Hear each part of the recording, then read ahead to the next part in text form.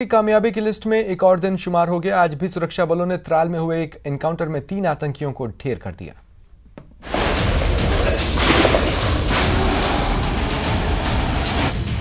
त्राल में आतंकियों का काल बने जवान, एनकाउंटर में आतंकियों को किया ढेर।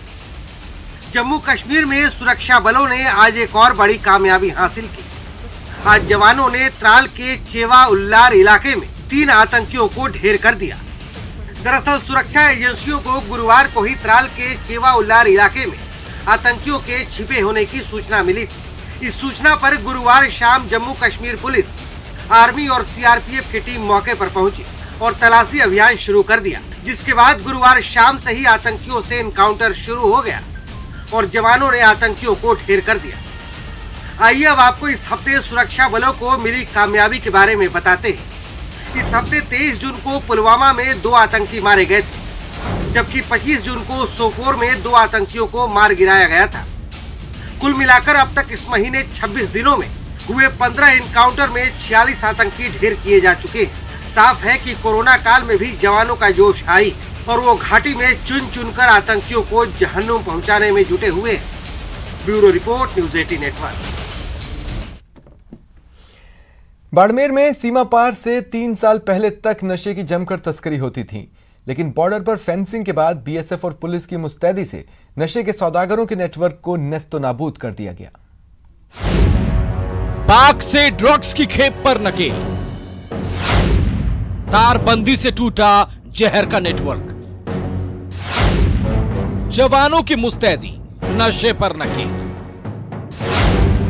3 साल से हेरोइन की तस्करी बंद।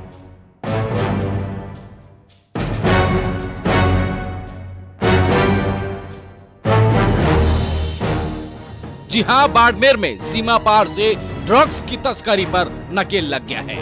बॉर्डर पर फेंसिंग और बीएसएफ की मुस्तैदी ने पाकिस्तान के नापाक इरादों पर पानी फेर दिया है। सरहद पार से नशे की खेप भेजकर आतंकियों को फंडिंग करने का नापाक खेल खत्म हो गया है। बाड़मेर में 3 साल पहले तक सीमा पार से हेरोइन की खूब तस्करी हो रही थी, लेकिन साल 2017 के बाद सीमा पार से हेरोइन की तस्करी का एक भी मामला सामने नहीं आया है। हालांकि जिले में अभी भी डोडा पोस्ट और अफीम की तस्करी हो रही है। इस पर भी पुलिस नकेल कसने की पूरी तैयारी कर रही है। ये फेंसिंग हो गई है और बीएसएफ की मौजूदगी, पेट्रोलिंग ज़्यादा हो गई है। उसके बाद से ये इंसिडेंसेस बहुत ही कम हो गए हैं और पिछले 3-4 साल में तो शायद एक भी प्रकरण इस तरह का दर्ज नहीं हुआ है। वर्तमान में तो जो डोडा चूरा वाली और अफीम वाली तस्करी के केसेस हैं वो ज़्यादा सामने आ रहे हैं। 2017 से पहले बाड़मेर में सरहद पार से ड्रग्स की तस्करी का नेटवर्क कितना मजबूत हो गया था, इसका अंदाजा इसी बात से लगाया जा सकता है कि साल 1986 से लेकर 2017 तक 708 किलो हेरोइन की खेप पुलिस ने बरामद की थी, जिसकी बाजार कीमत करोड़ों रुपए में थी। दर्जनों तस्करों को सलाखों के पीछे भेजा गया। यहाँ पर एक समस्या रही थी क्रॉस बॉर्डर हेरोइन तस्करी की, और यहाँ काफ़ी बड़े सीजर्स भी हुए थे, मुकदमे भी बने थे और करीब 700 किलो उस पीरियड में हेरोइन यहाँ पकड़ी गई, जिसकी करोड़ों रुपए कीमत होगी मार्केट रेट से। बॉर्डर पर फेंसिंग के बाद हेरोइन की तस्करी को रोकने के लिए बीएसएफ के जवान चप्पे चप्पे पर नजर रखने लगे। सुरक्षा एजेंसियां और पुलिस नशे के सौदागरों के नेटवर्क को तोड़ने में जुट गई और फिर ड्रग्स के सौदागरों के नेटवर्क को पूरी तरह से नेस्तानाबूद कर दिया। हेरोइन की तस्करी पर लगाम लग गया है। इसके साथ ही सरहद पार से ड्रग्स भेजने का नापाक खेल अब खत्म हो गया है। न्यूज़ 18 के लिए बाड़मेर से प्रेमदान देथा की रिपोर्ट। ऑनलाइन केस दर्ज के बाद अब वन विभाग की नर्सरियों में मिलने वाले पौधों के बारे में जानकारी भी ऑनलाइन मिलेगी। जी हां, प्रदेश के वन विभाग की सभी नर्सरियों की सूची मोबाइल ऐप पर होगी, जहां लोग प्रदेश की 500 से ज्यादा नर्सरियों में पौधों की ताजा स्थिति देख सकेंगे और ऐप से ही पौधे बुक करा सकेंगे, पर डिलीवरी खुद लेनी होगी। वन विभाग के नवाचार पर हमारे संवाददाता अरबाज अहमद ने प्रदेश के वन विभाग के मुखिया डॉक्टर जीवी रेड्डी से खास बातचीत की। दुनिया भर में कोरोना का संकट जारी है। इन हालात के अंदर राजस्थान में जो मानसून के दौरान हरियाली का महाअभियान चलाना है उसे आगे बढ़ाने के लिए वन विभाग ने एक ऐप तैयार की है। इस ऐप के जरिए न सिर्फ राजस्थान के तमाम लोग ये जानकारी ले सकेंगे कि उनके आसपास कौन सी नर्सरी है और नर्सरी के अंदर कितनी प्रजातियों के पौधे हैं और उनकी तादाद कितनी है, उनको बुक कर सकते हैं और उनका पेमेंट भी कर सकते हैं। कितने प्लांट्स आपने तैयार किए हैं, क्या तैयारियां आपकी टोटल थी? हमारा लगभग 2.5 करोड़ का इस साल का टारगेट है लगभग, और हमारा हर साल एक समस्या आता था, लोग हमसे टेलीफोन से जरिए पूछते थे कि सर हमारा जिले में कितने नर्सरी है, कहाँ नर्सरी है, ऐसा जानकारी उनको डिवीजन ऑफिस में जाके पता करना पड़ता था।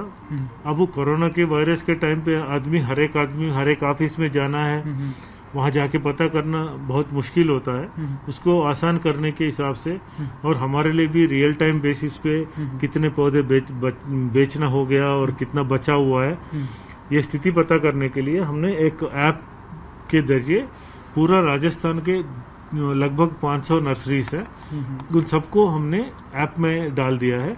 हर एक नर्सरी में अलग कितने प्रजाति है, हर एक प्रजाति में कितने पौधे अवेलेबल है और उसको लगा के रखा है। और आदमी ये भी ढूंढ सकता है कि ब्रॉड लीव्ड कौन से है और उसमें उनको ट्री का कितना है, हर्ब्स का कितना है, ऐसा अलग अलग स्पीसीज है, उसको सर्च करके वो प्राप्त कर सकता है। इसका नाम क्या रखा गया है ऐप का? ऐप का nursery inventory app. Camera person Yasin के साथ में अरबाज अहमद, न्यूज़ 18 के लिए जयपुर से। अगर आपको टिड्डियों के आगे इंसानों की बेबसी की तस्वीरें परेशान करती हैं तो दौसा से आई ये रिपोर्ट आपके लिए ही है।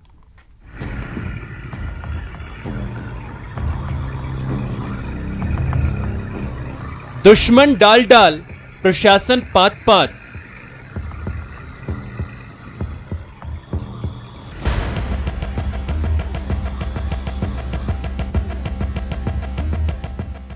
घंटों की कवायद, मुश्किल को मात।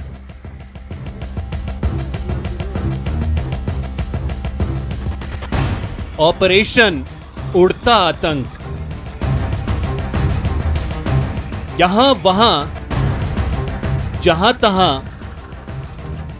जमीन पर आसमान पर, जहां तक नजर वहां तक आफत।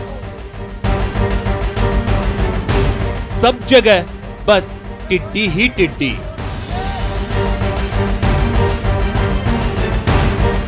चप्पे चप्पे को टिड्डियों ने अपनी चपेट में ले लिया। एक बार तो ऐसा लगा जैसे दौसा के 3 गांवों बिलौना, किशोरपुरा और अलीपुरा पर टिड्डियों की सल्तनत आबाद हो गई।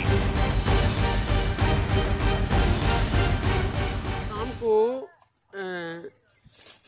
दौसा जिले के लालसोट ब्लॉक में किशोरपुरा, अलीपुरा, बिलौना खुर्द, इन 3 गांवों में टिड्डी दल सवाई माधोपुर वाली साइड से, कुछ सवाई माधोपुर में रह गया, कुछ यहाँ आ गया।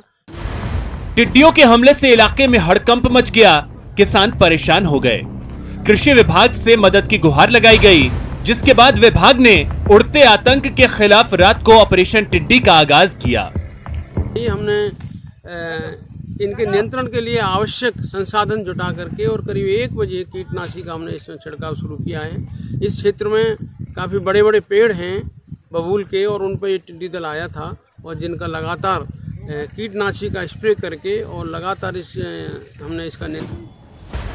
आने वाली आफत से अनजान आराम फरमा रही टिड्डियों पर कीटनाशक का छिड़काव शुरू किया गया, जिससे अजय मानी जा रही टिड्डियों के पांव उखड़ने लगे।